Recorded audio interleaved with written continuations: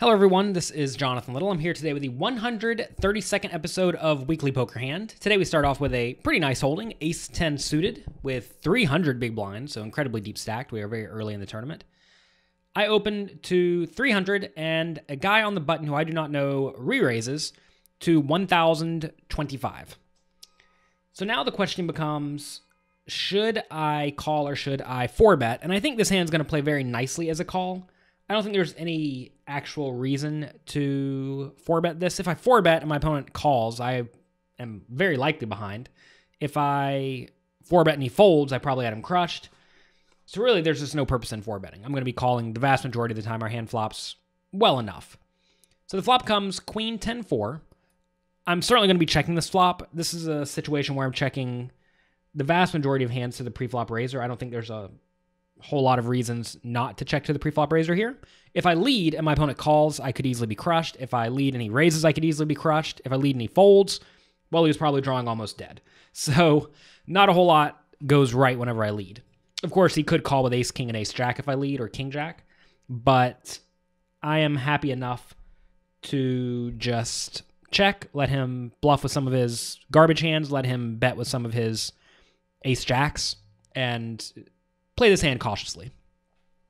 So it goes check, check. When it goes check, check on the flop, I think very often I'm going to be against a hand like ace, king, maybe ace, jack, some tens, and some garbage. I think most people are betting with their draws on the flop, both straights and flush draws. I think that that's going to be the case the majority of the time. So when it goes... When he checks the flop, I can discount a lot of king jacks and flush draws on the flop. So I'm generally going to be against a marginal made hand or a bad draw, perhaps like ace, king, or ace, jack, whenever I check the turn and he bets. However, I do beat a lot of the marginal made hands, a lot of the tens. I do lose to any queen and also any jack. So in this scenario, perhaps... Well, I think really the only play is to call. I could also value bet the turn if I feel like it, but I think checking is usually best. I would definitely bet the river if I went check, check on the turn. Here the club comes in on the river. I don't really have to fear the club. I check. If my opponent value bets the river or bets the river, I am very frequently going to call, I think. I think it's pretty likely that if he bets again on the river, he's going to have a lot of either very good made hands, but I think a lot of the good made hands bet the flop, or a lot of garbage. And I'm a little bit surprised to see that my opponent actually did not value bet this river, although I don't mind his check. Notice here he did 3-bet with queen 6 suited preflop, right? That's a hand that you definitely don't expect to see too often. So when you do see a hand like queen 6 suited, you should definitely take that into account. But I like his flop check. I like his turn bet.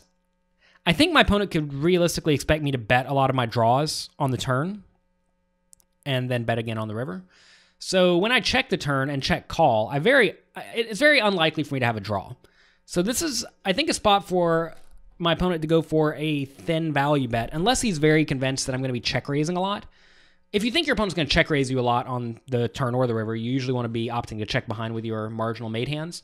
So perhaps my opponent did fear the check raise, especially on this river that could easily be good for me, at least in his eyes. So a lot of amateur players look at this situation and think, what could I have done differently to win this pot? And then they proceed to do that next time. So it's very clear that this thought process is not good, because what could I have done to win this pot? Well, I could have open shoved preflop for 300 big blinds, right? I could have done that. I could have shoved over his 4-bet for 300 big blinds. I could have 3-bet to 40 big blinds over his 3-bet. But again, all these plays are not good, right?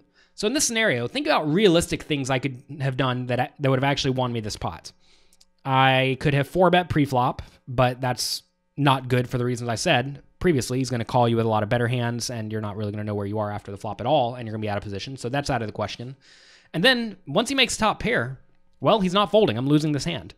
And I actually look at this scenario and think that this hand went about as well as it possibly could, because notice that I only lost 2,300 chips, 23 big blinds, in a 3-bet pot where I flopped a decently strong made hand. So even though this looks like it went quite poorly, I think it's not so bad. On the river, I'm trying to think if I would have called if my opponent bet. And I really don't know what the right answer to that is. There are spots like this where you have very marginal made hands, and usually it's just a factor of how much or how often is your opponent bluffing. And the thing is that we don't know if this guy had Jack 6 suited instead of Queen 6 suited or King 6 suited instead of Queen 6 suited, if he would have bet the flop or not. And because of that, we don't really know what his range looks like very clearly on the river. So, I mean, this is the hard thing about playing against loose aggressive players. They will put you in tough spots, and their range will often be very muddled, meaning you don't really have a good idea of where you stand. And that's okay. As long as you keep your range strong, especially when you're checking, you will often get the best of these players in the long run, or at least make it to where they can't blindly run you over. The thing a lot of amateur players do wrong against these aggressive players is they check raise every time they have a good hand and check call every time they have a marginal hand or a weakish hand. And when they check raise, their opponents just get off the hook. And when their opponents don't check raise, well, they know you don't have a great hand, so they can just blast away. So make sure against maniacs and generally very loose aggressive players that you play a lot of your hands very slowly. It may feel kind of weak, but it's not actually weak because quite often you don't plan on folding. And here I probably would have paid off another 3,000 bet. So even though it looks like we lost this hand and maybe we played the hand poorly because the guy got to see it flop with his Queen 6 suited, that's perfectly fine, and you have to be happy with that. So that's going to be it for this episode of Weekly Poker Hand. If you enjoyed this podcast, definitely check out my blog over at jonathanlittlepoker.com/blog. I post a new educational poker blog every week there, and a lot of people enjoy it. So if you like this podcast, I imagine you'll like it too. Check it out. Let me know what you think, and I'll be back next week with another episode of Weekly Poker Hand.